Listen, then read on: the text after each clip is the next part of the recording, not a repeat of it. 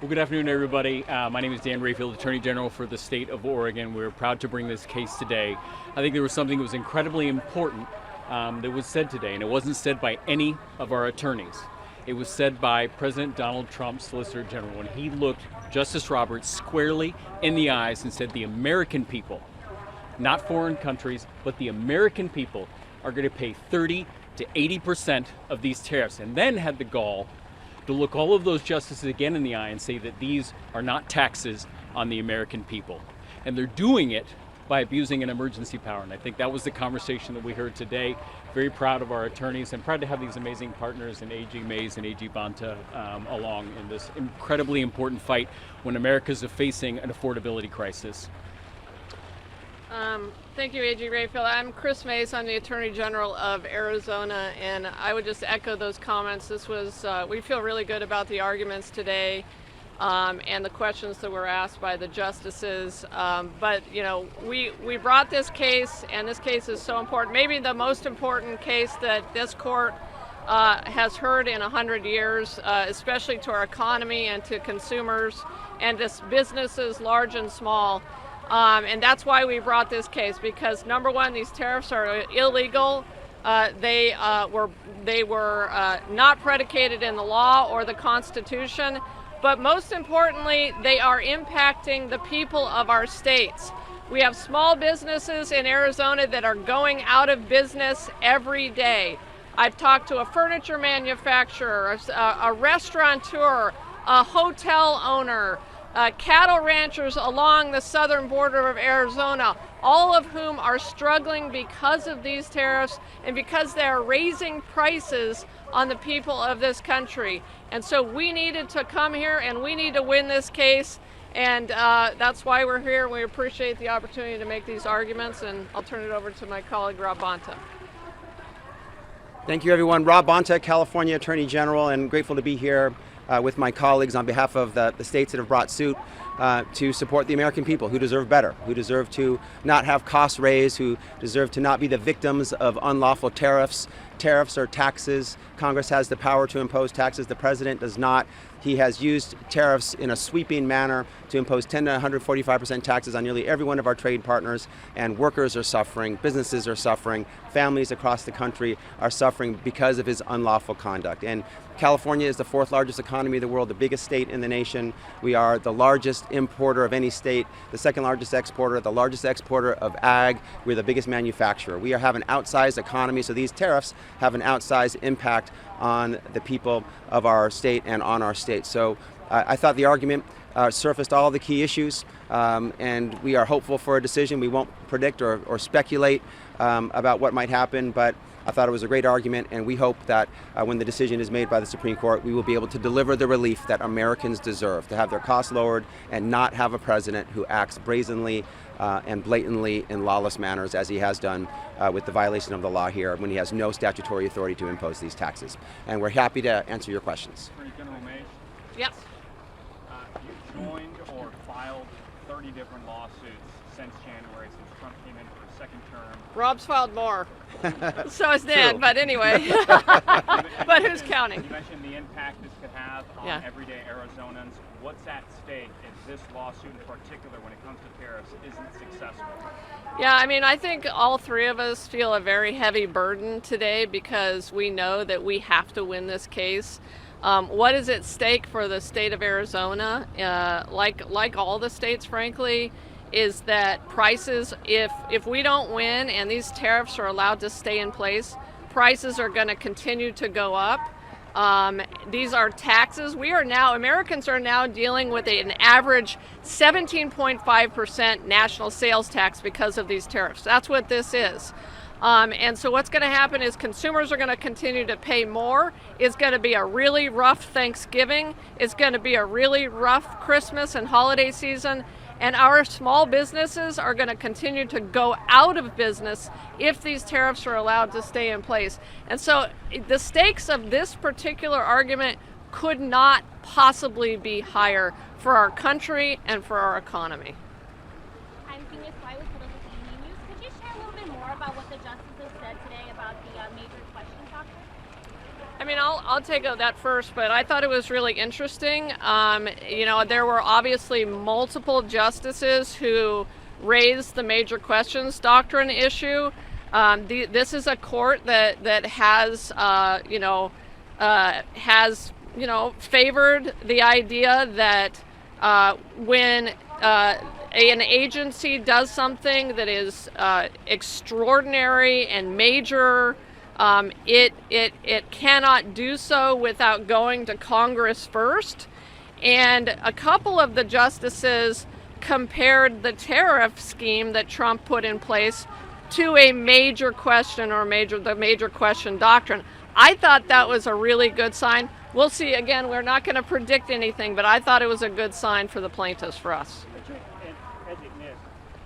Speaking of all those dozen of cases, some critics argue that some of your lawsuits are driven by the partisan motive. How do you respond to that? By what? Partisan motive. Oh, look, I mean, and I'll let my colleagues answer this too. Our lawsuits are driven by the law and by the Constitution. Look, is it on my bucket list to sue Donald Trump? Absolutely not. This is not what I get up every day wanting to do. But if Donald Trump decides to violate the Constitution, violate statute, or harm the people of Arizona, I'm going to file that lawsuit. And the 30 lawsuits that I have entered the state of Arizona into have saved the state of Arizona $1.5 billion. And it's interesting that the Republican AGs are not filing these lawsuits, and as a result, their people are losing billions of dollars. And I would also just, when you look at the partisan thing, look at we're talking about whether any lawsuit is partisan. We have a very sterile analysis. Are Oregonians being harmed? If the answer is yes, is the Constitution or a law being violated? If the answer to those two questions are yes, we're filing a lawsuit. And what everybody should note is in all of these cases where we've sought immediate relief, we've been overwhelmingly successful. Look at this tariff case right now. We have judges that were appointed by Trump, multiple judges, that ruled in our favor, because these are foundational principles of how our democracy is put together. And I think you saw that here today, that a lot of this stuff, it doesn't matter where you come from, whether you're a Republican or a Democrat. These are incredibly important issues that are affecting all of us. And right now it's our pocketbooks. Justice Alito mentioned the irony of Neil Katyal arguing in favor of the non-delegation doctrine. If you can just speak to the broader irony of having a Republican president arguing in favor of what is arguably tax increases, and Democratic lawyers arguing using the major question doctrine and non-delegation doctrine, and just kind of the broader kind of inversion at play there. I mean, I would just say that if you watch the Netflix, what is the thing that we're in the world of the upside down, right? You have Stranger Things. Yeah, Stranger Things, right? We're in the world of the upside down. If you go back to Ronald Reagan, and Canada was doing this, right? They're literally putting ads on TV of Ronald Reagan, and then our president, gets incredibly sensitive. He's thin-skinned, and then all of a sudden he increases tariffs again. What a better argument for what's going on right now.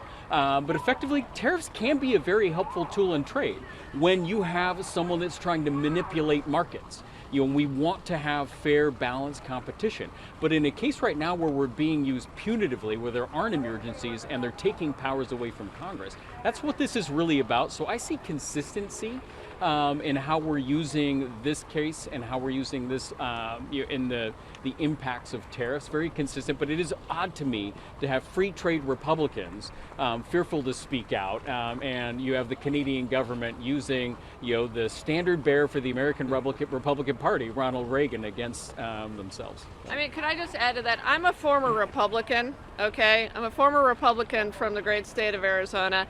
It is insane and bizarre that we have a president of the United States right now who is engaged in an almost 18% national sales tax that violates the Constitution and violates federal law. So this is not the Republican Party that I used to belong to at all, ever. It is not something that Republicans used to believe in, but they are now allowing it to happen out of the White House and saying nothing about it in Congress.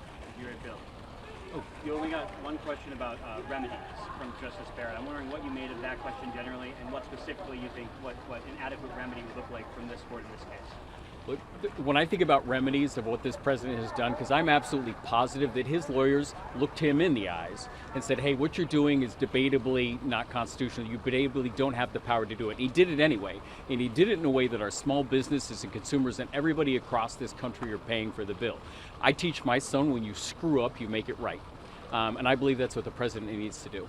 So what specifically does that look like? Like a refund for all Oregonian importers? Or what exactly were you hoping that relief looks like here? No, the implementation of how you make it right needs to be done in a conversation with the appropriate government agencies. In a perfect world, right? If you paid a given tariff out as a small business, especially when you've got small margins to get through each month, that money should be repaid back. I just want to make a comment about state AGs who have come together. First, I want to say I'm very proud to be with this incredible coalition of AGs who've together brought over 50 cases. I want to also say that we're winning over 80% of these cases, so we're prevailing. We don't ask ourselves a partisan question, we ask ourselves a legal question. Is the president breaking the law? That's the only question. If the law and the facts indicate that he is, and he's hurting our states, then we sue him. If the facts and the law indicate that he's complying with the law, we don't sue him. We don't want to sue him. We hope that the president will follow the law. Not a lot to ask that the president of the United States of America follow the law and comply with the Constitution, but he is repeatedly breaking the law. And so we meet him at the boundaries of his authority, and we say, you shall not cross here, you cannot pass here, you cannot move beyond this authority and do unlawful things, you can only do lawful things. And so that's why we're here today. And the unlawful action that he has taken is hurting the American people, hurting the people in our states, hurting businesses, families, and workers, and we're here to make things right, and hopefully we'll get a remedy from this court. Thank you. If the president uses Section 338 to impose similar tariffs, are we going to be back here in a few months? Well, we'll have to see what he does next. This, as the advocates for the states and for our side had indicated, this is about whether he has the authority under IEPA. He doesn't. So if he's going to impose, maybe he'll say, I'm not going to impose any tariffs. I was unlawful, you stopped me, I'm done. Maybe he'll say, I will come back. We'll have to assess what he does and what they look like, and we'll have to match his actions to the law to see if it complies. Again, if it doesn't comply, we'll sue him. If it does comply, then he may do lawful things, as I've stated. So we'll have to assess what he does next and decide our next action based on that assessment. Did we tire you out? No.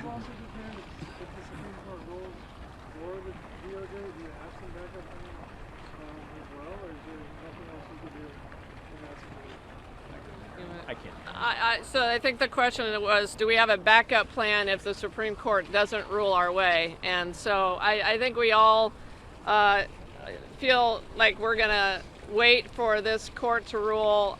We feel good about the arguments that were made, and we feel good about the questions that came back from this bench. And so, we are hoping for a positive result. We are hoping that this court will decide that the administration violated the Constitution and IEPA. We'll cross that bridge when we come to it. But I'll tell you what, these tariffs need to go away. We needed to slay this dragon called tariffs or taxes because the people of this country are hurting. They are now laboring under the triple whammy of ACA price increases, SNAP benefits not coming through in Thanksgiving, and tariffs that are driving up inflation. We need to win this case, and we're really hoping that we do. Thank you. We have time for one more question. One or two. Do you know Mr. Gutman practiced the donut hole pastry line? That's why. It's actually dominated the last month of our interaction. We were like, do we want to do a croissant? Do we want to pronounce it the way that the French pronounce croissant? Are we going to stay American and pronounce? Are those croissants tariffed? A lot of questions that we've had over the last month to prepare for this moment in time. Yeah. The other last courtroom was over the non-delegation doctrine. It's been so long since it's been brought up. Tell us how long it's been. It's like a new conflict, right? We had to deal with this conflict between branches. Yeah, I think that's true because it's been a long time since we've had a president who was willing to violate the Constitution on a near weekly basis. And so we are seeing concepts come up like the non-delegation doctrine, like separation of powers, that haven't been a problem for hundreds of years or certainly decades. And so, yeah, the Supreme Court is having to grapple with these concepts, and we are having to file lawsuits based on them because no president has violated the law and the Constitution as much as this one has. Last question. General Rayfield, you mentioned consistency before. Just to follow up my question before, do you see consistency in how Democratic attorney generals and governments have applied the major questions doctrine previously during the Biden era and now? Yeah, and I can't speak to how prior AGs have applied the major questions because people have been on both sides of this fence throughout the way. But what we talk about is what is the current structure of our case law here in America today. That is what needs to be applied to the rules that are going on right now. And the truth of the matter is, you heard them today talk about that $4 trillion of tariff revenue. If you use even 25%, that's lower than the math that they told the justice. That's a $1 trillion hidden tax on the American people. $1 trillion. And there wasn't a single vote taken in that building over there. And that's what the Constitution requires when you're raising revenue in this country. And right now, if you allow this, the president to continue to do this, you can raise taxes on anything. Hidden taxes, left and right, on any good, any amount, for any duration, and all of us are going to pay the cost. That's why this is so important. And kind of getting back to the question, if we were to lose this case, it's an important conversation for the American people to say, is this what we really want in our country? And it allows Congress to have information to cabin the authority of the president if we aren't. Because this is an American conversation because we're all paying for it as Americans. Thank you all so much.